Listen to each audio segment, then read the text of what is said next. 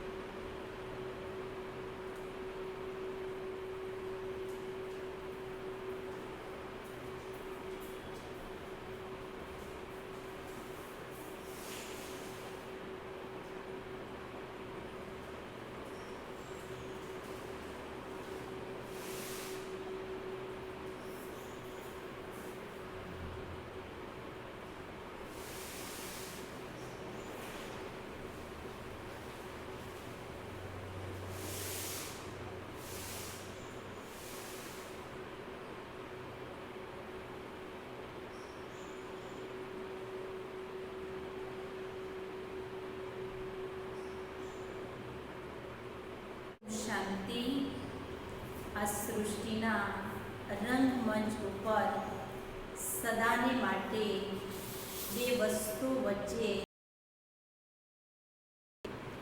જેવા રૂપની અંદર સુખ દુઃખ, હાર જીત, તડકો અને છાંયડો, તેવા જ રૂપની અંદર જન્મ અને મૃત્યુ નિશ્ચિત હોય છે. સૂરજના ઉગતા કિરણોને તો આપણે પ્રેમ છીએ, તેવા જ રૂપની અંદર ઢળતી સંધ્યાના ગુલાબી રંગનો આપણે આનંદનો અનુભવ કરીએ છીએ. એવા જ રૂપની અંદર જેમનો પણ જન્મ હોય છે તેમનું મૃત્યુ પણ નિશ્ચિત હોય છે. ઉગતા પુષ્પને તો આપણે પ્રેમથી સ્વીકાર કરીએ છીએ, પરંતુ મૃત્યુના ડરથી તો આપણે શા માટે મૃત્યુ કોને મૃત્યુ કયો એવો શબ્દ કે જેને સાંભળતા જ મનુષ્ય ડરવા લાગે. જન્મ અને મૃત્યુ એક સિક્કાની 2 બાજુ હોય છે. મૃત્યુમાંના આ જર્જરીભૂત વસ્ત્રને છોડી નવા વસ્ત્રને ધારણ કરવાની પ્રક્રિયા, જેવા રૂપની અંદર દેહરૂપી આપણે વસ્ત્ર પહેરીએ છીએ. જ્યારે પુરાણું બની જાય છે ત્યારે આપણે એને છોડીએ છીએ તો આપણે કોઈ દુઃખ થતું નથી. નવું વસ્ત્ર આપણે પહેરીએ છીએ તો આપણે આનંદનો અનુભવ થાય છે. એવા જ રૂપની અંદર આ શરીરરૂપી એક વસ્ત્ર જ્યારે જર્જરીભૂત બની જાય છે ત્યારે આત્મા આ શરીરને છોડી દે છે. 5 તત્વનું બનેલું શરીર એ 5 તત્વની અંદર વિલીન થઈ જશે. 5 તત્વની અંદર એ ભળી જાય છે, પરંતુ આત્મા તો અજર અમર અવિનાશી છે. આત્માનું ક્યારેય મૃત્યુ થતું નથી. આત્મા ડ્રેસ અને એડ્રેસને બદલે છે, સ્થાન અને સ્થળને બદલે છે. આત્મા ક્યારેય મરતો નથી. આત્મા અમર છે. એટલા માટે આપણે કહેતા આવ્યા કે આપણે ભાડાના મકાનની અંદર રહીએ છીએ. જન્મ અને મૃત્યુમાંના એક રૂમની અંદરથી નીકળી બીજા રૂમની અંદર જવાની પ્રક્રિયા. પણ આ ભાડાનું જે મકાન છે, આજ નહીં તો કાલ એક દિવસ આપણે અવશ્ય ખાલી કરવું જ પડશે. આજ જોઈએ આપણા કોઈ જૂના ભાડુઆત હોય તો આપણે એને તાત્કાલિક મકાન ખાલી કરાવી શકતા નથી. શા માટે? કારણ કે એને મકાન એટલા માટે ખાલી નથી ચાલશે, પણ ઈશ્વરના દરબારની અંદર આ નિયમ ક્યારેય ચાલતો નથી. ચાહે આપણે પુરાના ભાડુઆત કેમ ન હોય, પરંતુ એક દિવસ આ મકાનને આપણે અવશ્ય ખાલી કરવું જ પડશે. કે જન્મ અને મૃત્યુને ક્ષીર નિદ્રા પણ કહેવામાં આવે છે. જે આત્મા એના કરેલા કર્મ, એના જે સંસ્કાર હોય છે એ સાથે લઈને જાય છે. આજ જોઈએ તો આપણા ઘરની અંદર મૃત્યુનો દિવસ, મૃત્યુનો પ્રસંગ, તો બીજાના ઘરની અંદર જન્મનો પ્રસંગ મનાવતા હોય. કોઈના ઘરની અંદર જન્મનો પ્રસંગ તો બીજાના ઘરની અંદર મૃત્યુનો પ્રસંગ હોય છે. આ નિત્ય સદાને માટે આ ચક્ર ફરતું જ રહે છે, ક્યારેય બંધ થતું નથી. મનુષ્યના જીવનની અંદર મુખ્ય 3 પ્રસંગો હોય, તો કે કયા કયા 3 પ્રસંગો? તો મુખ્ય 3 પ્રસંગો એ હોય છે. પહેલો પ્રસંગ મનુષ્યના જીવનની અંદર જન્મનો પ્રસંગ. તો જન્મના પ્રસંગને આપણે જોઈએ કે જન્મના પ્રસંગની તૈયારી આપણે 2 થી 3 મહિના અગાઉ આપણે કરીએ. અને જ્યારે બાળકનો જન્મ થાય છે ત્યારે આપણે કુટુંબજનો ખૂબ એને વધાઈ આપીએ છીએ કે એના જન્મદિવસની, અને ખૂબ ધામધૂમથી એ તહેવારને આપણે મનાવીએ છીએ જન્મદિવસના. બીજા નંબરનો જે પ્રસંગ હોય છે લગ્નનો પ્રસંગ. તો લગ્નના પ્રસંગની અંદર જોઈએ તો એ પ્રસંગની અંદર આપણે સૌ કુટુંબજનો ભેગા મળી એ પ્રસંગને આપણે ખૂબ ધામધૂમથી મનાવીએ છીએ. અને એ પ્રસંગની તૈયારી આપણે 3 થી 4 વર્ષ અગાઉ આપણે એની તૈયારી કરીએ છીએ. અને એ પ્રસંગની અંદર સમય, શક્તિ અને સંપત્તિનો પણ ખર્ચ થાય છે. મનુષ્ય કહેતા આવ્યા કે મનુષ્યના જીવનની અંદર એમને લગ્ન કરવા એ તો એમનો ધર્મ છે. આ બંને પ્રસંગ આપણે ખૂબ ધામધૂમથી મનાવીએ છીએ. પરંતુ જ્યારે ત્રીજા નંબરનો પ્રસંગ હોય છે એ તો હરેકના જીવનની અંદર ચોક્કસપણે એ પ્રસંગ તો હોય જ છે, પરંતુ એ પ્રસંગની આપણે કોઈ તૈયારી કરતા નથી. પહેલા પ્રસંગને જોઈએ તો એ પ્રસંગની તૈયારી, જન્મના પ્રસંગની તૈયારી આપણે 2 થી 3 મહિના અગાઉ કરીશું. બીજા પ્રસંગની તૈયારી, લગ્નની તૈયારી 2 થી 3 વર્ષ અગાઉ કરીશું. પણ જ્યારે મૃત્યુની તૈયારી આપણે 1 સેકન્ડ અગાઉ પણ કરતા નથી. જો આપણે એની તૈયારી કરતા હોય તો આપણે જીવનની અંદર ક્યારેય દુઃખ લાગતું નથી. આજે જોઈએ આપણી સામે કોઈનો મૃતદેહ પડ્યો હોય તો મૃતદેહને જોતા જ આપણા મુખની અંદરથી એક જ શબ્દ નીકળશે, હે ભગવાન, આટલું બધું એને જલ્દી જવાની જરૂર ન હતી. શા માટે આપણે કહીએ છીએ?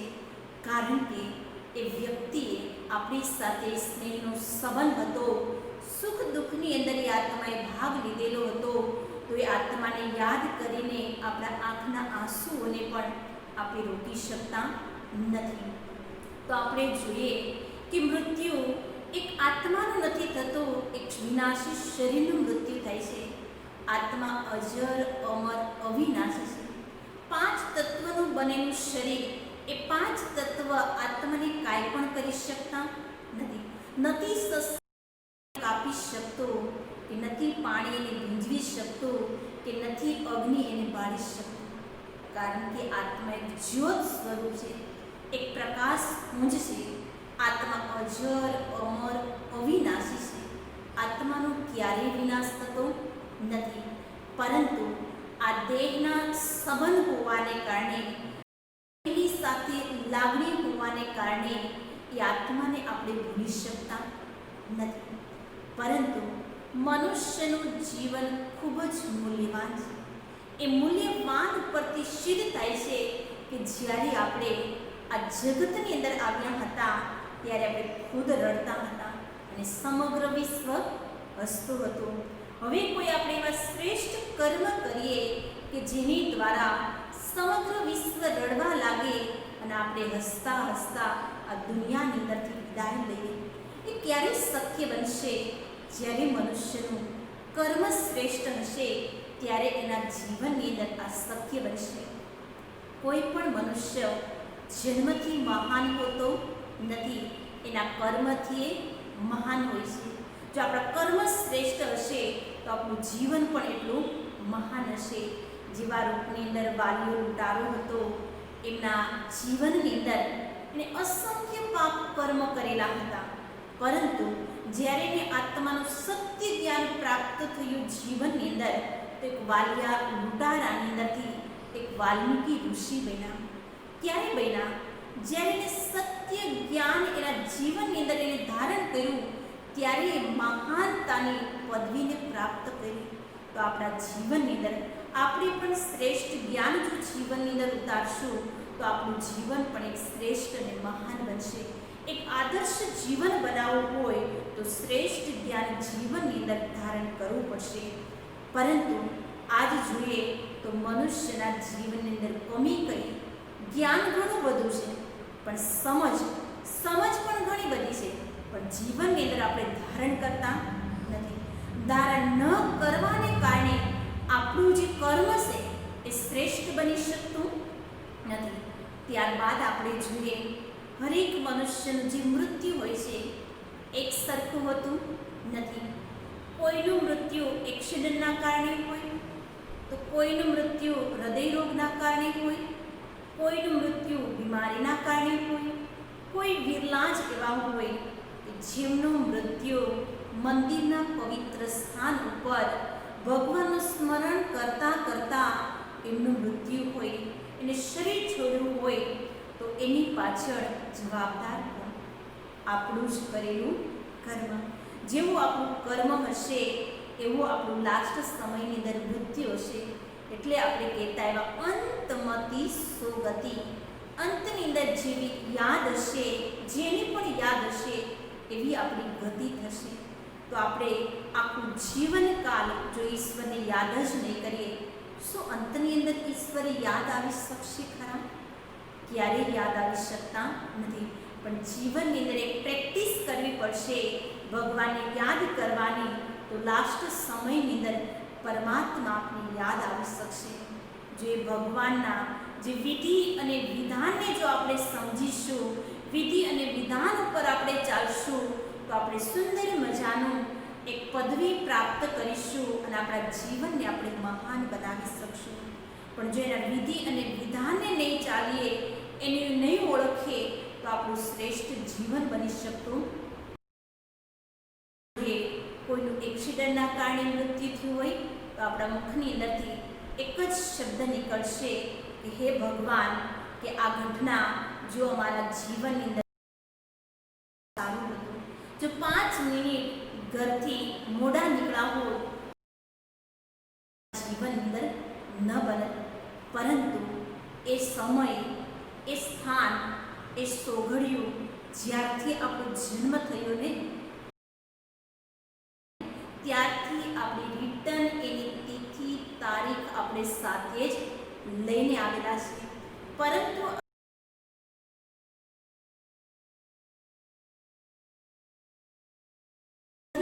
સમજી શકતા એટલે આપણે ભગવાનને ફરિયાદ કરીએ છીએ, હે ભગવાન, જો આવી ઘટના અમારા જીવનની અંદર ન બની હોત તો સારું હતું. 2 મિનિટ મોડા નીકળ્યા હોત ઘરની બહાર તો ક્યારે આ સમસ્યા, આ વિઘ્ન અમારા જીવનની અંદર ન આવત. પરંતુ એ ક્યારેય શક્ય નથી. આ કુદરતી એક ડ્રામા બનેલો છે, એ નાટક બનેલું છે. હર મુસાફરને એક દિવસ આ દુનિયા છોડીને જવું જ પડશે. એના ઉપર એક વાત યાદ આવે છે. એક પશુ પક્ષીઓએ કે એક જંગલની અંદર સંમેલન હતું. જ્યારે યમરાજ એ સભાની અંદર બેઠા હતા, તો ગીધ અને પોપટ એ બંને પક્ષીઓ મિત્ર હતા. એ પણ સભાની અંદર બેઠેલા હતા. જ્યારે સભાની શરૂઆત કરી યમરાજે, તો ગીધ અને પોપટ એ સભાની અંદર બેસીને સાંભળતા હતા. એ સમય પોપટ ઉપર જાય છે અને પોપટ કહેવા લાગે છે એના મિત્રને કે હે મિત્ર, યમરાજ શા માટે મારી સામું નિહાળતા હશે? એવું કીધું. જે એના મિત્રને ફરી પાછું બીજા દિવસે ફરી પાછી યમરાજની નજર જાય છે અને એના મિત્રને, યમરાજ શા માટે મારી સામે નિહાળતા હશે? ક્યાંક મને લેવાને માટે તો નહીં આવ્યા હોય ને? એટલું એના મિત્રને કહેવા લાગ્યો. તો મિત્ર કહેવા લાગ્યો કે ના, યમરાજની નજર તો ચારો તરફ ફરતી હોય, એટલા માટે નથી જોતા કે તને લેવાને માટે આવ્યા હોય. એમ કહી એના મિત્રને બેસાડી દે છે. પણ જ્યારે ત્રીજો દિવસ થાય છે અને સભાની અંદર બેસે છે, યમરાજની જેવી નજર પડે છે તો પેલો પોપટ એ ગભરાવા લાગે છે, અંદર ડર લાગવા લાગે છે કે યમરાજ મને લેવાને માટે તો નહીં આવ્યા હોય ને. એવું કહી એના મિત્રને કહે છે કે હે મિત્ર, મારે હવે આ સભાની અંદર જાજો દૂર લઈ જા. એમનો મિત્ર કહેવા લાગ્યો, યમરાજ પણ સભાની અંદર હાજર છે, એમ સભા છોડીને જવાય નહીં. એમ કહે છે પોપટને, પણ પોપટ એ વાતને માનવા તૈયાર નથી. પોપટ એ સભા છોડીને ચાલ્યો જાય છે. તો એના મિત્ર ગીધને એવું થયું કે અત્યાર સુધી મેં મારી મિત્રતા નિભાવી, જો હવે મારા મિત્રની મિત્રતા ન નિભાવું તો મારા જેવો તો મૂર્ખ આ દુનિયાની અંદર કોઈ નથી. એટલું કહી પેલો ગીધ હતો એ પોપટની પાછળ પાછળ જવા લાગ્યો. જે પોપટની પાછળ જાય છે તો પોપટ હતો એ નદીના કિનારે બેસે છે. જેવો એ નદીના કિનારે પોપટ બેઠો એ જ સમયે એ સ્થાન ઉપર એનું મૃત્યુ થઈ ગયું. અને એ દ્રશ્ય ગીધ એ દ્રશ્યને જોઈને ફરી પાછો સભાની અંદર આવી જાય છે. જેવો એ સભાની અંદર આવે છે તો યમરાજ જોવે છે, પણ પેલો યમરાજને પેલો પોપટ દેખાતો નથી. તો યમરાજ એના મિત્ર ગીધને કહેવા લાગ્યા કે હે ગીધ, આજ તારો મિત્ર પોપટ કેમ નથી દેખાતો સભાની અંદર? તો ગીધે કીધું કે હે યમરાજ, મારો મિત્ર જે પોપટ હતો એ વારંવાર મને કહેતો હતો કે હે મિત્ર, તું મને અહીંયાથી ક્યાંક દૂર લઈ જા, મારે આ સભાની અંદર જાજો સમય રોકાવો. એ મારો મિત્ર એ નદીના કિનારે ગયો. જેવો તે નદીના કિનારે ગયો એ સ્થાન ઉપર એનું મૃત્યુ થઈ ગયું. યમરાજ કહેવા લાગ્યા, હું ક્યારનો વિચાર કરતો હતો કે પેલા પોપટનું મૃત્યુ એ નદીના કિનારે એ સ્થાન ઉપર નિશ્ચિત છે, તો અહીંયા એ સભાની અંદર શું કરતો હશે? તો આજ જોઈએ આપણા જીવનની અંદર આપણી અંતિમ સમયની જે ઘડી હોય છે, અંતિમ સમયના જે શ્વાસ હોય છે, ભલે આપણે ઘરની અંદર બેઠા હોય, કોઈ બજારની અંદર ગયા હોય, પણ જે સ્થાન ઉપર, જે સ્થળ ઉપર આપણું મૃત્યુ નિશ્ચિત લખેલું હોય તે સ્થાન ઉપર આપણે જશું. કોઈ આપણે લાખ કોશિશ કરશે રોકાવાની, પણ આપણે રોકાઈ શકતા નથી. શા માટે? કારણ કે એ સ્થાન ઉપર, એ સમય ઉપર, એ ઘડી ઉપર, એ સોઘડિયા ઉપર આપણું મૃત્યુ નિશ્ચિત લખેલું છે. તો આપણે વારંવાર ત્યાં જવાનું અંદરથી મનની અંદર સંકલ્પ આવશે અને એ સ્થાન ઉપર આપણે જશું. એ સ્થાન ઉપર એ ઘટના બનતી હોય છે. એવા જ રૂપની અંદર આ કહાનીના રૂપની અંદર પણ મનુષ્યના જ્યારથી આપણે આ સૃષ્ટિ, ત્યારથી આપણી રિટર્ન એની તિથિ તારીખ આપણે સાથે જ લઈને આવેલા છે. કોઈ પણ મનુષ્ય જન્મથી મહાન હોતો નથી, એના કર્મથી મહાન હોય. શ્રેષ્ઠ હશે તો વ્યક્તિ મહાન હોય છે. જન્મ અને મૃત્યુ એક ક્રિકેટને રમતને સમાન હોય છે. મૃત્યુમાંના જેવા રૂપની અંદર ક્રિકેટને રમતને સમાન આપણે કીધું. બેટ્સમેનને ખબર નથી હોતી કે મારો છેલ્લો શ્વાસ કયો હોય છે. એમ જોઈએ આપને પણ ખુદને ખબર નથી મારો અંતિમ છેલ્લો શ્વાસ કયો હશે. બેટ્સમેનને ખબર નથી કે ક્યારે આઉટ થઈ જાય, ક્યારે હું આઉટ થઈને પડી જઈશ, એને પણ ખબર નથી. એમ આપણા જીવનની અંદર આપણે પણ ખુદને પણ ખબર નથી કે મારા અંતિમ સમયનો શ્વાસ કયો હશે. એટલે જન્મ અને મૃત્યુ એક નવા જીવનની શરૂઆત છે. મૃત્યુમાંના અંત નથી. આજ જોઈએ દુનિયાની અંદર જ્ઞાની પુરુષ ક્યારે મૃત્યુના અસ્તિત્વને એ સ્વીકારતો નથી. એ એવું કહે છે આ વિશ્વ, દુનિયા એક પરિવર્તનશીલ છે. કોઈ જ વસ્તુ નવી નથી. એનું પરિવર્તન થાય છે, એનો વિનાશ થતો ભક્ત આત્મા કહે છે કે મૃત્યુ તે એક મંગલમય ઘટના છે. ઈશ્વર તે પણ મૃત્યુના અસ્તિત્વને ભક્ત આત્મા પણ સ્વીકારતી નથી. ત્યારબાદ જો એ કર્મયોગી કહે છે કે મનુષ્યના જીવનની અંદર કરેલા કર્મનો હિસાબ કિતાબ દેવાને માટે ઈશ્વરના ઘરે જાઓ તો એ પણ મૃત્યુના અસ્તિત્વને ક્યારેય સ્વીકારતા નથી. તો આજ જોઈએ તો શું આપણે સ્વીકારી શકશું ખરા કે જેણે જન્મ લીધો છે એનું મૃત્યુ તો નિશ્ચિત હોય જ છે. આપણે ભક્તિ માર્ગની અંદર પણ કહેતા એવા કે જિંદગીના ચોપડામાં સરવાળો માનજો. તો આપણા જીવનની અંદર કરેલા જે કંઈ પણ કર્મ હોય છે એનો સરવાળો, એનો હિસાબ કિતાબ દેવાને માટે ઈશ્વરના ઘરે જાઓ. જો આપણા જીવનની અંદર ડર એટલા માટે રહે છે કે આપણા ચોપડાની અંદર આપણી ફાઇલ એના કારણે આપણે ડર લાગે છે મૃત્યુથી. પણ જો આપણા હિસાબ આપણો ક્લિયર હશે તો ક્યારેય આપણે મૃત્યુથી ડર લાગતો નથી. એટલે કહેવામાં આવે છે આ સૃષ્ટિ રંગમંચ ઉપર આપણે એક મુસાફિર છીએ. જ્યારે આપણી મુસાફરી પૂરી થશે તો દુનિયાની અંદરથી આપણે વિદાય લેશું. કોઈની મુસાફરી લાંબી હોય છે તો કોઈની મુસાફરી ટૂંકી હોય છે. કોઈની મુસાફરી 5 વર્ષ ચાલે તો કોઈની મુસાફરી 10 વર્ષ ચાલશે. કોઈની મુસાફરી 50 વર્ષ હોય તો કોઈની મુસાફરી 80 વર્ષ. પણ મુસાફરને નાતે આપણી એક ફરજ બને છે સદગત આત્માને વિદાય દેવી. કારણ કે આત્માએ સુખ અને દુઃખની અંદર આપણી સાથે ભાગ લીધો. કોઈ સમસ્યા આવી, કોઈ પરિસ્થિતિ આવી, એ પરિસ્થિતિ અંદર આપણે મદદ કરી અને એનું જે ઋણ છે આપણી ઉપર રહેલું છે એ ઋણ ચૂકતું કરવા માટે એ આત્માની પાછળ આપણે અનેક પ્રકારની વિધિ કરીએ છીએ. એ આત્માને શાંતિ મળે, એ આત્માને મુક્તિ પ્રાપ્ત થાય એટલા માટે એના માટે આપણે શુભ ભાવના અને શુભ કામના આપણે સત્સંગો કરતા હોય, ભજન કીર્તન કરતા હોય કે જેની દ્વારા સદગત આત્માને સાચી શાંતિ મળે. એની પાછળ આપણે વિધિ કરતા હોઈએ. પરંતુ મૃત્યુ એ અંત નથી, એક નવા જીવનની પ્રવેશ દ્વાર છે, એક નવા જીવનની શરૂઆત છે.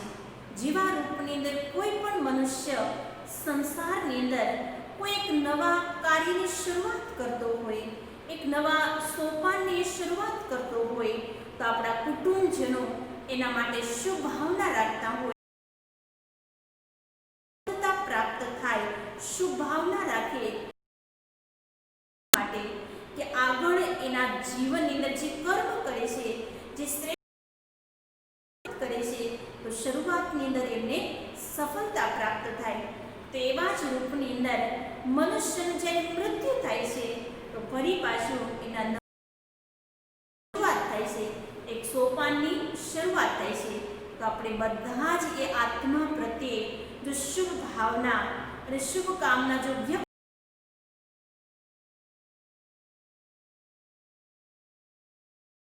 પણ એ આત્માનો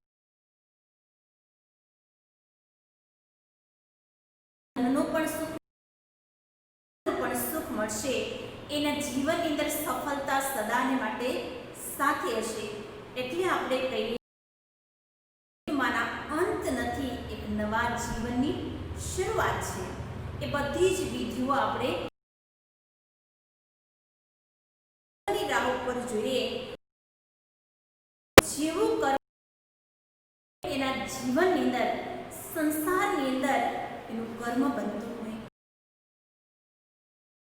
જીવન હોય છે. પણ કર્મ શ્રેષ્ઠ હોય, જીવન પણ એટલું શ્રેષ્ઠ અને મહાન હોય છે. એ વાત ઉપરથી એક કહાની યાદ આવે છે. એક વખત એક રાજા હતા. રાજાના 4 રાણીઓ હતી. એમના રૂપની અંદર જે પહેલા નંબરની રાણી હતી એ રાણી સુંદર નહોતી પણ સમજદાર હતી, સુશીલ હતી. એક રાજાના કાર્ય કરતી. એ રાણી પ્રત્યે કોઈ પ્યાર નહોતો. રાજા એ રાણીની સામે ક્યારે પણ નિહાળતા દેખાતા ન હતા. એ હતી રાજાના જીવનની અંદર પહેલા નંબરની રાણી. જીવનની અંદર જે બીજા નંબરની જે રાણી હતી એ પણ સુંદર નહોતી, પણ સમજદાર હતી.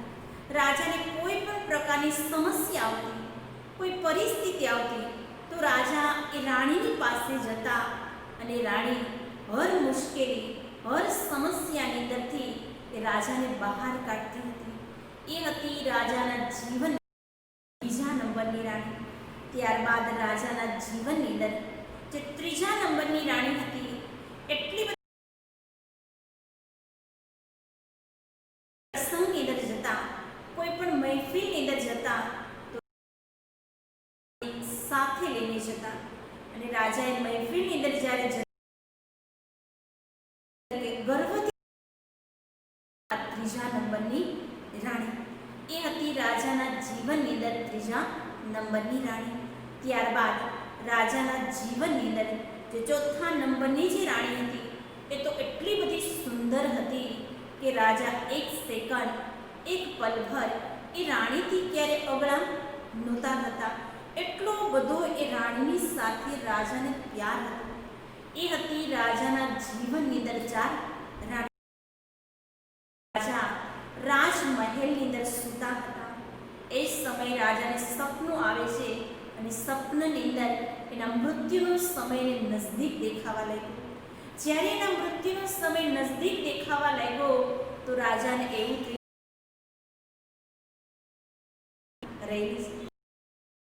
એક આપશે એટલું કઈ રાજા સવાર પડ્યો. રાજા રાજ દરબારની જે રાણી હતી એને રાજાએ રાજ દરબારની અંદર રાજાએ રાણીને બોલાવીને કહેવા લાગ્યા, રાજા, હે રાણી, મારા મૃત્યુનો સમય નજદીક આવી ગયો, તું મારી સાથે આવીશ. કારણ કે ચોથા નંબરની જે રાણી હતી એ રાણી વગર રાજાને એક સેકન્ડ, એક રાજાને ચાલતું. કારણ કે રાજા એટલો બધો કરતા. નંબરની રાણીને રાજાએ પ્રશ્ન કર્યો કે રાણી, મારા મૃત્યુનો સમય નજદીક આવી ગયો, તો મારી સાથે આવીશ. રાણીએ જવાબ આપ્યો, એક સેકન્ડ, એક પલ ભરની અંદર રાજાને સાંભળતા રાજા એકદમ ઠંડા પડી જાય છે, હતાશ થઈ જાય છે કે જેની ઉપર મને વિશ્વાસ હતો આજ એ જ રાણીએ મારી ઉપર વિશ્વાસઘાત કર્યો. કે એ રાણીએ આજ મારી સાથે આવવા પણ તૈયાર નથી, જે રાણી પર મને વિશ્વાસ હતો. એ હતી રાજાના જીવનની અંદર ચોથા નંબરની રાણી. ત્યારબાદ રાજાના જીવનની અંદર એ પણ એટલી બધી સુંદર હતી. રાજા ગમે ત્યારે કોઈ પણ મહેફિલની અંદર જતા, કોઈ પણ પ્રસંગની અંદર જતા તો રાજા ગર્વથી કહેતા હતા કે મારી આ ત્રીજા નંબરની રાણી. પણ રાજાને એક ડર રહેતો હતો કે મારી રાણી કોઈ બીજાની ન બની જાય, એટલા માટે રાજાને ડર રહેતો હતો. રાજા પ્યાર કરતા હતા, સ્નેહ હતો, પણ એક અંદર ડર હતો. જ્યારે રાજાએ બીજે દિવસે રાજ દરબારની અંદર આવી, રાજાએ એક ત્રીજા નંબરની જે રાણી હતી એ રાણીને રાજ દરબાર રાજાએ પ્રશ્ન કર્યો કે હે રાણી, સમય નજદીક આવી ગયો તો મારી સાથે આવીશ. રાણીએ જવાબ આપ્યો, કારણ કે રાજાને ગર્વ હતો કે મારી આ ત્રીજા નંબરની રાણી, એટલે ગર્વથી એ કહેતો હતો. પણ રાણીએ જવાબ આપ્યો કે જ્યાં સુધી રાજા તમે છો ને ત્યાં સુધી હું તમારી બનીને રહીશ. જેવા તમે વિદાય લેશો તો બીજાની બની જાય. એટલું સાંભળતા રાજાને એટલા બધા રાજા ઠંડા પડી ગયા. પર મને વિશ્વાસ હતો, આજ બંને રાણી મારો વિશ્વાસઘાત કરી દીધો. રાજા ઠંડા પડીને વિચાર કરવા લાગ્યા, કાંઈ વાંધો નહીં, હજી તો મારા જીવનની અંદર બે રાણી રહેલી છે. અવશ્ય એક રાણી તો મને સાથ આપશે. તો બીજા નંબરની જે રાણી હતી એ જે રાણી હતી સુંદર નહોતી પણ સમજદાર હતી. રાજાના પ્રત્યે એક વફાદારીનું કાર્ય કરતી હતી. એક રાજાને કોઈ પણ સમસ્યા આવતી, કોઈ પણ પરિસ્થિતિ આવતી તો રાજાને એ સમસ્યાને પરિસ્થિતિની અંદરથી એ બહાર કાઢતી હતી. એ હતી રાજાના જીવનની અંદર બીજા નંબરની રાણી. જ્યારે એ રાણીને રાજા ત્રીજા દિવસે આવે છે રાજ દરબારની અંદર, અને એ રાણીને રાજા પ્રશ્ન કરવા લાગ્યા કે હે રાણી, મારા મૃત્યુનો સમય તું મારી સાથે આવીશ? કે રાણીએ જવાબ આપ્યો, કારણ કે જ્યારે કોઈ પણ સમસ્યા આવતી, પરિસ્થિતિ આવતી, પરિસ્થિતિ અંદરથી એ રાણી રાજાને બહાર કાઢતી. અને જ્યારે રાજાનો મૃત્યુ, ત્યારે રાજાએ પ્રશ્ન કર્યો કે હે રાણી, તું મારી સાથે આવીશ? રાણીએ જવાબ આપ્યો કે રાજા, આખા જીવનભર તમારી મેં મદદ કરી, હર સમસ્યાની અંદર તમને બહાર કાઢતી, તમને મદદ કરીશ, પણ દરવાજા સુધી આવીશ, આગળ આવવું એ મારું કામ નથી. એટલું સાંભળતા રાજાના ચહેરા ઉપર થોડી મુસ્કાન આવી, થોડી ખુશી આવી. કાંઈ વાંધો નહીં, દરવાજા સુધી તો મને છોડવાને માટે આવશે ને.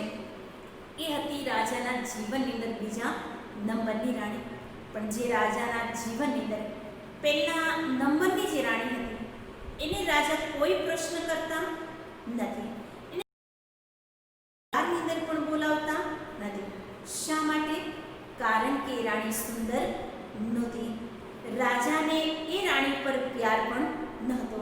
પણ જે પહેલા નંબરની રાણી હતી, એ રાણી એક સુશીલ હતી, એક વફાદાર હતી, રાજાના હર કાર્યને કરતી હતી. પણ રાજાને એ રાણી ઉપર એક સેકન્ડ, એક પલભર એની તરફ પ્યાર ક્યારે ગયો ન હતો. એ જોઈએ એ રાણી આપણા જીવનની અંદર કોણ હતી? એક રાજાની કહાની નથી, પરંતુ આપણા હરેકના જીવનની અંદર એ ચાર રાણીઓ રહેલી છે. તો એ આપણા જીવનની અંદર ચાર રાણી કઈ હશે? તો આપણે જોઈએ, જે રાજાના જીવનની અંદર ચોથા નંબરની જે રાણીની પ્રત્યે રાજાને એટલો બધો પ્યાર હતો કે રાજા એક સેકન્ડ, એક પલભર એ રાણીથી રાજા ક્યારે અગળા નહોતા થતા. પણ જ્યારે લાસ્ટ સમયની અંદર કે રાજાએ એટલું કીધું કે તું મારી સાથે આવીશ, તો એક સેકન્ડની અંદર રાજાને ના પાડી દીધી. તો એ આપણા જીવનની અંદર રાણી કઈ હતી? એ હતો આપણો દેહ.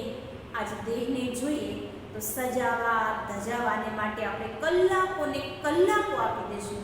પણ જ્યારે આ દેહની અંદર બિરાજમાન ચૈતન્ય જે આત્મા છે, એની અંદરથી વિદાય લેશે, તો એક સેકન્ડ પણ આ દેહ આપણું ક્યારેય બનતો નથી. પણ આજ દુનિયાની અંદર બધાથી વધારે પ્યાર કરતા હોય આપણા દેહને, આપણા શરીરને. પણ આપણું શરીર ક્યારેય આપણું પોતાનું બન્યું નથી. એ હતી આપણા જીવનની અંદર ચોથા નંબરની રાણી. ત્યારબાદ જે ત્રીજા નંબરની જે રાણી હતી, એ રાણી એટલી બધી સુંદર હતી કે રાજા ગમે ત્યારે કોઈ પણ મહેફિલની અંદર જતા, કોઈ પણ પ્રસંગની અંદર જતા, રાજા ગર્વથી કહેતા કે મારી આ ત્રીજા નંબરની રાણી. તો એ રાણી આપણા જીવનની અંદર કઈ હતી? કારણ કે એ રાણીએ એવું કીધું કે રાજા, જ્યાં સુધી તમે હશો ત્યાં સુધી હું તમારી બનીને રહીશ. જેવા તમે વિદાય લેશો હું બીજાની બની જઈશ. એ રાણી આપણા જીવનની અંદર કોણ? એ રાણી છે આપણા જીવનની અંદર આપણી પાસે રહેલી ધન અને સંપત્તિ.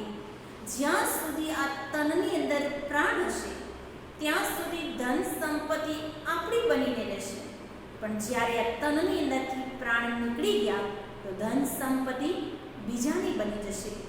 એ હતી આપણા જીવનની અંદર ત્રીજા નંબરની રાણી. ત્યારબાદ જે એ સુંદર નહોતી પણ સમજદાર હતી. રાજાને કોઈ સમસ્યા આવતી, કોઈ પરિસ્થિતિ આવતી, તો રાજાને સહજતાથી એ પરિસ્થિતિ, એ સમસ્યાની અંદરથી રાણી બહાર કાઢતી. તો એ રાણી આપણા જીવનની અંદર કોણ હતી? કારણ કે એ રાણીએ રાજાને જવાબ આપેલો હતો કે રાજા, હું તમારી સાથે આવીશ, પણ દરવાજા સુધી આવીશ, આગળ આવું એ મારું કામ નથી. તો એ આપણા જીવનની અંદર એ રાણી હતી આપણા સગાને સંબંધે.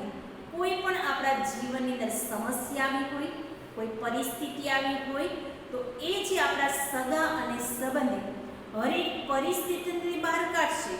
એવા જ રૂપની અંદર જ્યારે આપણા મૃત્યુનો સમય નજદીક આવશે તો આપણે દરવાજા સુધી છોડવાને, સ્મશાન સુધી છોડવાને માટે આવશે, પણ આગળ આવવું એ અમારું કામ નથી. એટલું કહી ત્યાંથી એ વિદાય લેશે. એ હતી આપણા જીવનની અંદર બીજા નંબરની રાણી, એ આપણા સગા અને સંબંધી. પહેલા નંબરની જે રાણી હતી, સુશીલ હતી, વફાદાર હતી, પણ રાજાને એ રાણી પ્રત્યે પ્યાર નહોતો. પણ જ્યારે રાજા એને રાજ દરબારની અંદર નથી બોલાવતા, પણ એ રાણીએ ઉપરથી અવાજ કર્યો, હે રાજા, જે તમારો મૃત્યુનો સમય નજદીક આવી ગયો, હું તમારી સાથે આવીશ. એટલું સાંભળતા રાજાના ચહેરા ઉપર એક ખુશીની લહેર આવી ગઈ.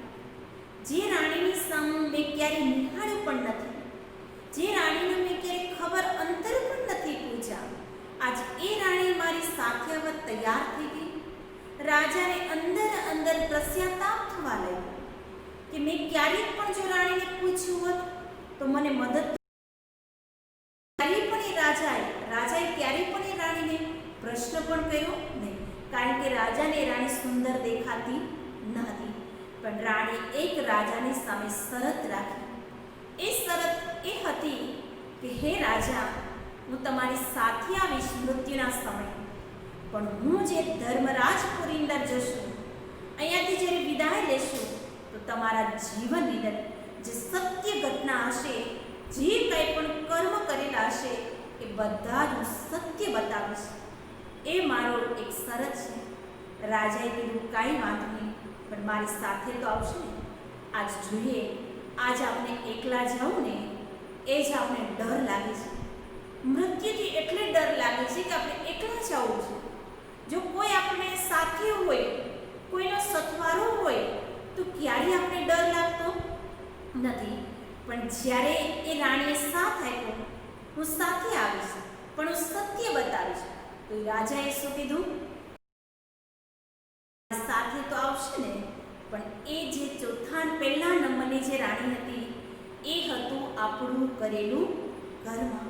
એ આપણી સાથે આવશે. જ્યારે આ સૃષ્ટિને છોડીને જશું, આ દેહને છોડી દઈશું, તો આત્માની અંદર જે પણ આપણા કરેલા કર્મ હશે એ આપણી સાથે આવશે. અને કર્મને અનુસાર આપણે બીજો નવો જન્મ મળશે. એ જન્મને આધારે આપણે નવા સોપાનની શરૂઆત કરશું, એક નવા જીવનની શરૂઆત કરશું, કે જેની દ્વારા આપણા જીવનની અંદર સફળતા પ્રાપ્ત થાય, કે મનુષ્ય શુભ ભાવના આપે, કે એના નવા જીવનની જે શરૂઆત કરી રહ્યા છે એની અંદર એને સફળતા પ્રાપ્ત થાય, એને સુખ પ્રાપ્ત થાય, એને શાંતિ પ્રાપ્ત થાય, એક સંબંધની અંદર એક પ્રેમ મળે. એટલા માટે આપણે શુભ ભાવના અને શુભકામના દેતા હોઈએ. તો એ રાજા એક રાજાની કહાની નહોતી, પણ આપણા જીવનની અંદર પણ એ 4 રાણીઓ રહેલી છે. પણ એ રાણીને જો આપણે ઓળખશું તો આપણે પણ આપણા જીવનની આપણે તૈયારી કરશું. મનુષ્યને મૃત્યુથી ડર નથી લાગતો, જેનું આખું જીવન સકારાત્મક, ભક્તિયુક્ત, ત્યારે મૃત્યુથી ડર લાગતો નથી. મૃત્યુ એ વ્યક્તિને ડર લાગે છે કે જેને મૃત્યુને માટે એને જે સગા સંબંધીને છોડવા પડે છે, એટલે એને ડર લાગે છે. બીજો મનુષ્યને ડર કે જ્યારે એના દેહ છોડીને જાય છે ત્યારે એને બીજો જન્મ કેવો મળશે, એના માટે એને ડર લાગે છે. ત્રીજો મનુષ્યને ડર એ લાગે છે કે જીવનની અંદર કરેલા જે કર્મ હોય છે એક પિક્ચરના રૂપની અંદર એને સામે આવતા હોય છે. એ દૃશ્ય જ્યારે જોવે છે ત્યારે મનુષ્યને સારું લાગતું નથી, ઘણો બધો પશ્ચાતાપ કરવા લાગે છે, પણ એ દૃશ્યને બદલાવી શકતો નથી. જો એ દૃશ્યને આપણે બદલાવવું જ હોય તો આપણી પાસે જ્ઞાન હશે, તો આપણા કર્મને આપણે બદલાવશું તો આપણું જીવન બદલી જશે, તો આપણું નવું જે જીવનની શરૂઆત હશે, તો નવા આપણે સુખ પ્રાપ્ત થશે. એટલા માટે મનુષ્યને ડર લાગે છે. કરેલા કર્મ એક પિક્ચરના રૂપની અંદર સામે આવે છે એટલે મનુષ્યને ડર લાગે છે. પણ જેનું આખું જીવન સકારાત્મક ભક્તિ જીવન વિતાવ્યું હોય એ મનુષ્યને ક્યારેય મૃત્યુથી ડર લાગતો નથી. એટલે ભક્તિ માર્ગની અંદર આપણે ગીત ગાતા આવીએ છીએ પણ એના અર્થને સમજતા નથી.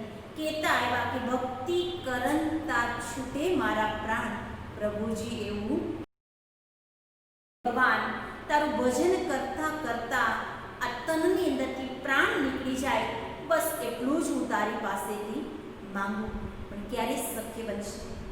આખું જીવન તો ક્યારે ભગવાનનું ભજન કર્યું જ નથી. પણ જ્યારે લાસ્ટનો સમય આવે ત્યારે ભગવાનનું ભજન કરવાને માટે બેસીએ, શું ભગવાન યાદ આવશે ખરા? શું પરમાત્મા યાદ આવશે ખરા? ક્યારેય યાદ આવી શકતા નથી. પરંતુ જો આપણે એની પ્રેક્ટિસ કરી હશે, ભગવાને જે વિધિ બતાવી એની વિધાન ઉપર આપણે ચાલ્યા હશું તો જરૂર લાસ્ટ સમયની અંદર પરમાત્મા આપણે યાદ આવશે. અને એ યાદની સાથે સાથે આપણી અંતમતી સોગતિ બની શકશે. ત્યારબાદ આપણે જોઈએ કોઈ વ્યક્તિનો મૃત્યુનો સમય નજીક આવી ગયો હોય અને એ વ્યક્તિનું શરીર ન છૂટતું હોય તો આપણે એની પાસે ગીતાજી સંભળાવી. શા માટે સંભળાવી છે? કે એટલા માટે સંભળાવી છે વ્યક્તિને ઈશ્વરની યાદ આવે. ઈશ્વરની યાદ આવે તો ઈશ્વરની યાદની અંદરથી એના તનની અંદરથી પ્રાણ નીકળી જાય, આ શરીરની અંદરથી આત્મા નીકળી જાય. એટલા માટે આપણે એની પાસે ગીતાજી સંભળાવી છે. પણ આપણે વાસ્તવિક રૂપની અંદર જોઈએ, થોડોક વિચાર કરીએ, જેની પાસે આપણે ગીતાજી સંભળાવતા હોય એ તો એના કર્મનો હિસાબ કિતાબ એ માનતા હોય, એનો હિસાબ કિતાબનો જે ચોપડો હોય એના કર્મને નિહાળતા હોય. પરંતુ એ શબ્દ એના એ તો જે આજુબાજુની છે, જે વાતાવરણ હોય છે એની અંદર એ વ્યક્તિઓ સાંભળતા હોય છે. પરંતુ એ વાતાવરણ શુદ્ધ બને, પવિત્ર બને, એની યાદ એ આત્માને આવે ઈશ્વરની. એટલા માટે આપણે ગીતાજી સંભળાવી છે કે જેની દ્વારા જો એ શબ્દ વાયુમંડળ બનશે, શ્રેષ્ઠ વિચારોથી વાયુમંડળ હશે તો એ જ બીમાર વ્યક્તિને ઈશ્વરની યાદ આવશે અને એના તનની અંદરથી પ્રાણ નીકળશે તો અંતમતી સોગતિ બની શકશે. પરંતુ ત્યારબાદ આપણે જે વિધિ અપનાવી છે કે જનાર આત્માને પાછળ આપણે વિધિ કરીએ છીએ, દિવસ સુધી ઘરની બહાર ન નીકળવું, શોક પ્રદર્શિત કરવા, કાળા વસ્ત્ર પહેરવા, આ બધી જ રસ્મ રિવાજ આપણે નિભાવતા આવ્યા. અને આ બધી જ રસ્મ રિવાજ આપણે જો એ રસ્મ રિવાજને આપણે વિધિપૂર્વક જો બનાવશું તો સુંદર મજાની આપણી પ્રેરણા મળશે કે કઈ પ્રકારની આપણે જે વિધિ કરીએ છીએ. કોઈ પણ વ્યક્તિનું મૃત્યુ થાય કહીએ અર્થી બેઠેલો હતો, રથનો કોઈ અર્થ રહ્યો એટલે આપણે અર્થી નામ ધનાવી.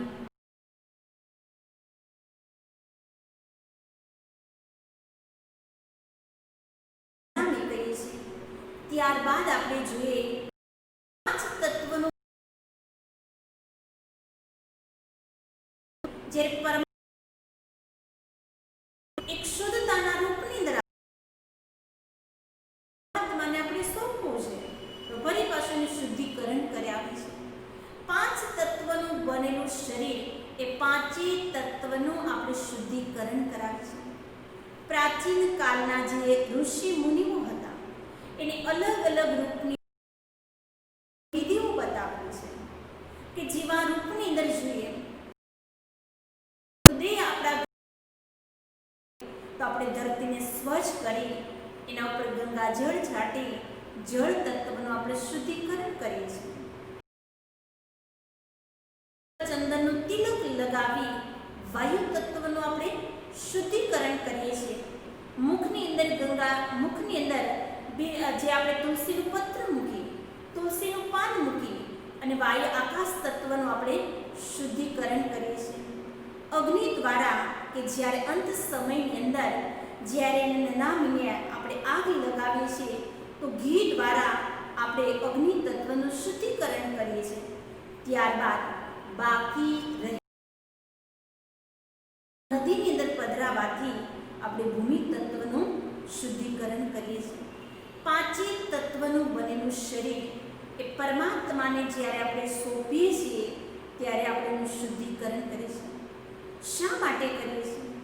ક્યારે આપણે વિચાર કર્યો ખરા? એટલા માટે કરીએ છીએ કે જ્યારે પરમાત્માએ આપેલું હતું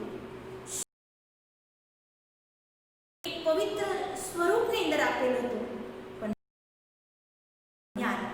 આપણાથી અસંખ્ય એવા કોઈ કર્મ થઈ ગયા, કોઈ આપણાથી બુરા કર્મ થઈ ગયા, કોઈની સાથે આપણે વેર બાંધ્યું, કોઈને આપણે દુઃખ દીધું, તો એનાથી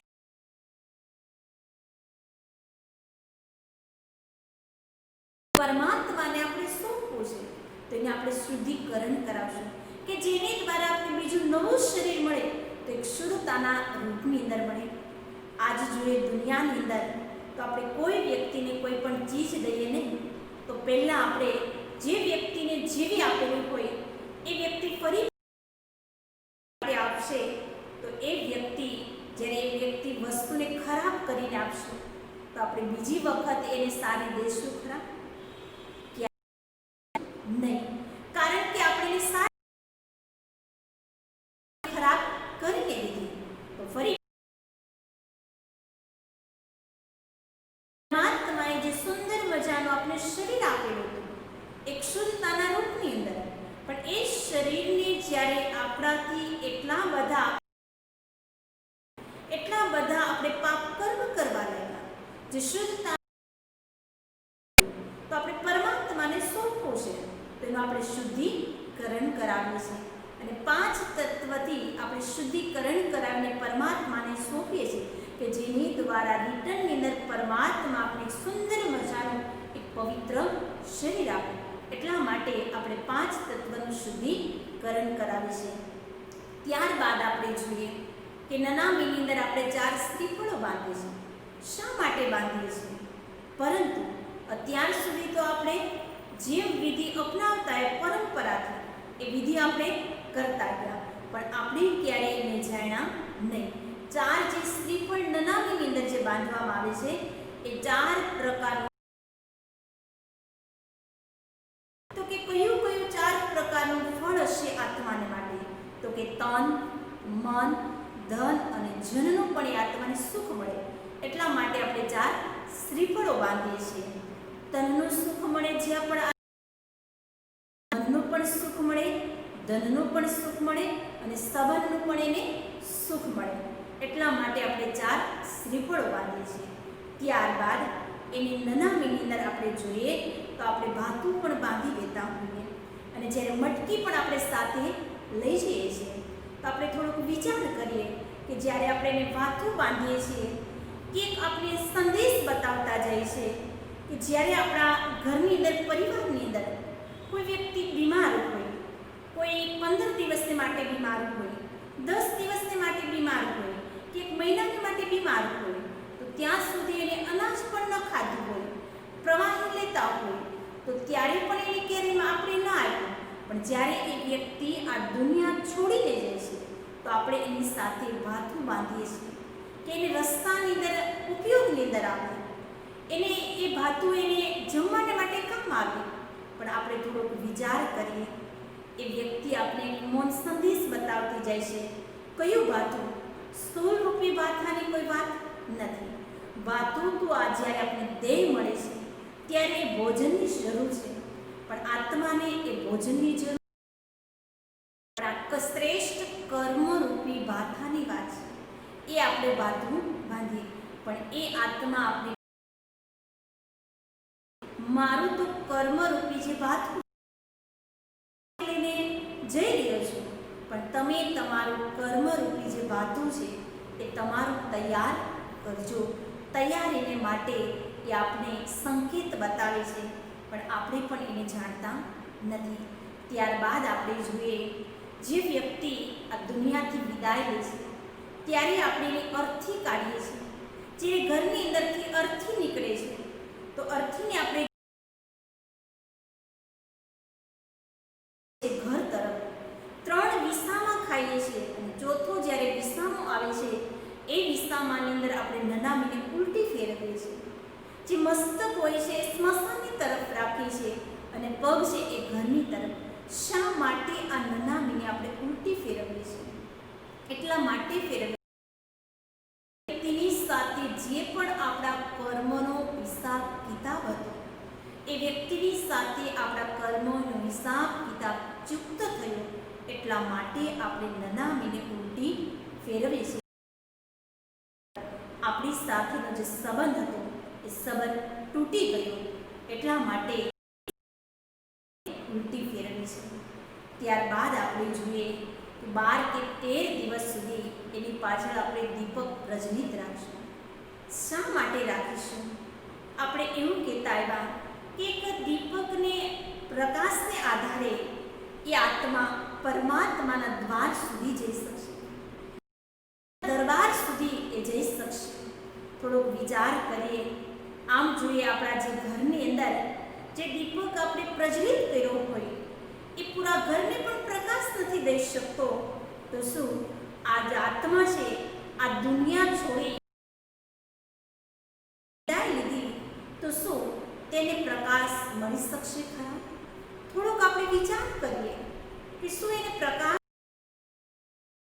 નહીં, પરંતુ એ આત્મા મોજ સંદેશ બતાવતી જાય છે મારો તો જે આત્મા રૂપી દીપક હતો એ તો બુઝાઈ ગયો, પણ તમારો આત્મા રૂપી જે દીપક છે એને પ્રજ્વલિત રાખજો કે જેને આધાર ઉપર એ આત્મા જો તે જ્ઞાનથી ભરપૂર હશે તેના પ્રકાશને આધારે પરમાત્માના દ્વાર સુધી આત્મા પહોંચી શકશે. સ્થૂળ પ્રકાશને આધારે આત્મા એ પરમાત્મા એ પહોંચી શકતી નથી, પણ જે સ્થૂળ દીપક હોય જ્યાં સુધી એની અંદર દિવેલ નહીં નાખીએ, ઘી નહીં નાખીએ ત્યાં સુધી એ દીવો પ્રજ્વલિત રહેતો. એની અંદર દિવેલ હશે કે ઘી રહેશું તો દીવો પ્રજ્વલિત રહેશે. એવા જ રૂપની અંદર આપણો આત્મા રૂપી જે દીપક છે, જ્ઞાન રૂપી ઘી રોજ આપણે એની અંદર રેડતા જ રહેશું, એને આપતા જ રહેશું તો આપણો દીપક પણ એક પ્રજ્વલિત રહેશે. એને આધાર ઉપર આ દુનિયાની અંદરથી પરલોકની દુનિયાની અંદર આત્મા જઈ શકશે. એના માટે આપણે દીપક પ્રજ્વલિત રાખીશું. અને જ્યારે આપણા સગા સંબંધી આપણા ઘરે બેસવાને માટે આવતા હોય તો જ્યાં પણ જે વ્યક્તિનો આપણે ફોટો રાખ્યા હોય તો એની સામે આપણે દીપક પ્રજ્વલિત રાખ્યો હોય તો બધા જ વ્યક્તિ એક જ પ્રાર્થના કરતા હોય, હે ભગવાન આત્માને શાંતિ, આત્માના રૂપની અંદર જોતા હોય, આત્માને શાંતિની જરૂર છે. કારણ કે જ્યાં સુધી આત્મા દેહની અંદર હતી ત્યારે આત્માને સુખ દુઃખની ફિલિંગ હતી, સુખ દુઃખની અંદર આત્મા આવતી હતી.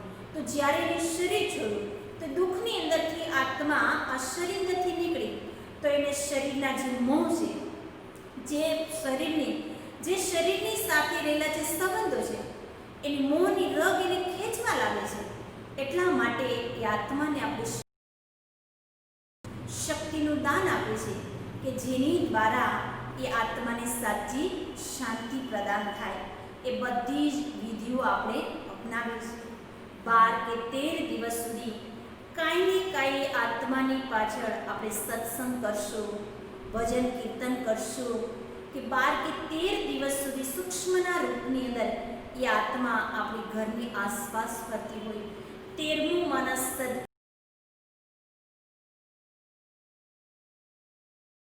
નવા સોપાનની શરૂઆત કરવી, એક નવા જીવનની શરૂઆત કરવી. એ આત્મા 13 દિવસ સુધી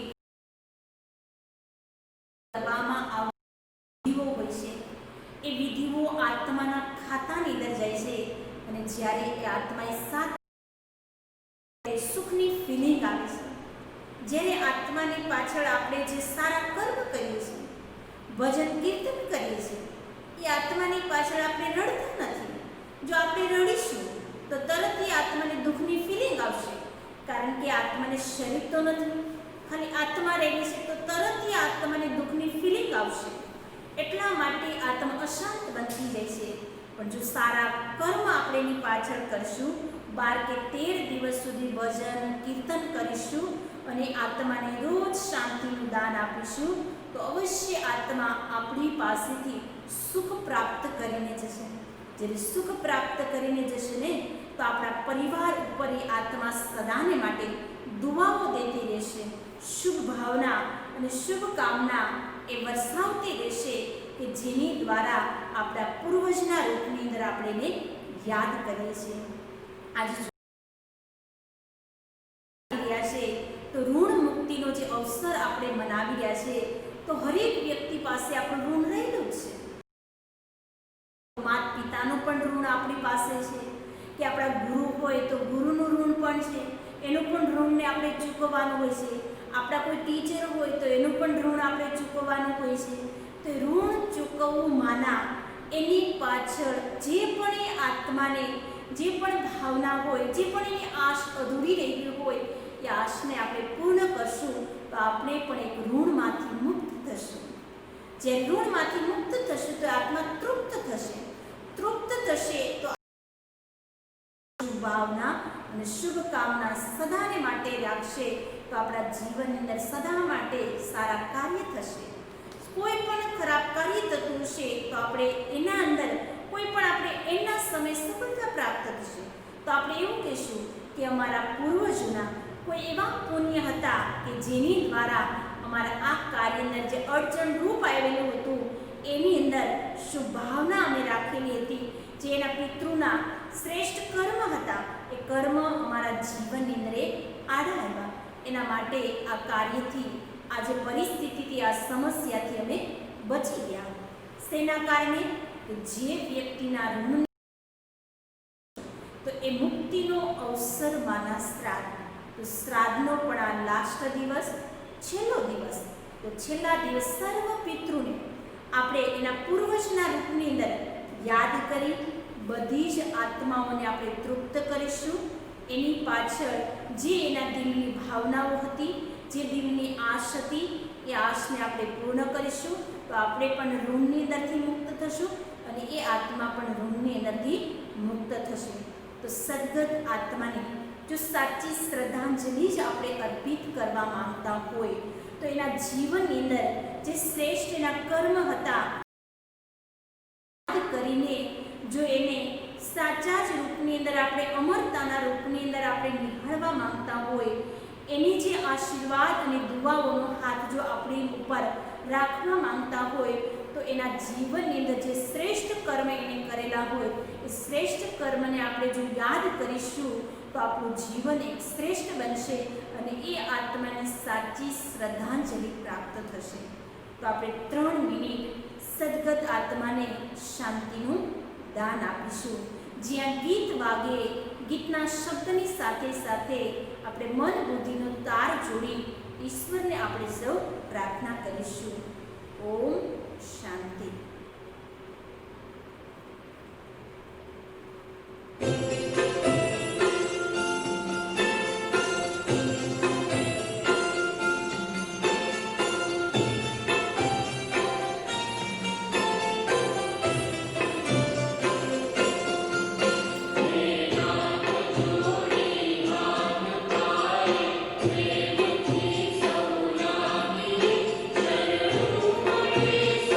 True.